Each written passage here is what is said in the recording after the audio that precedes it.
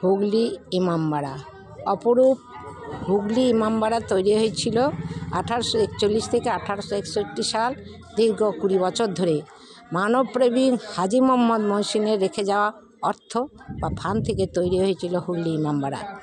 ধর্মীয় রীতি, শিক্ষা, জনকল্যাণমূলক কাজের জন্য হাজী মোহাম্মদ মহসিন জাতি, ধর্ম, বর্ণ নির্বিশেষে তার সম্পত্তিকে ওয়াকফ অর্থাৎ দেবত্ব করেছিলেন। ইমামবাড়া একটি পবিত্র মিলন ক্ষেত্র, যেখানে ইমাম হোসেনের আত্মবলিদানকে স্মরণ করা হয়। নবী হযরত মুহাম্মদের নাতি ইমাম হোসেন ইরাকের কারবালা ময়দানে প্রকৃত ইসলাম ধর্মকে রক্ষা করতেও বাঁচিয়ে রাখতে শহীদ হয়েছিলেন। তৎকালীন শাসক ইসলাম ধর্মকে সম্পূর্ণভাবে ধ্বংস করে দিতে চেয়েছিলেন। ইরাকে কারবালা ময়দানে নৃশংস মর্মান্তিক ঘটনা ঘটেছিল আরবি মহরম মাসে। ইমাম হোসেন তার পরিবারের সদস্য ও অনুগামী মিলিয়ে 72 জন ইসলাম ধর্মকে ধ্বংস করতে চাওয়া শাসকদের সাথে আপোষ না করে মৃত্যুবরণ করেছিলেন।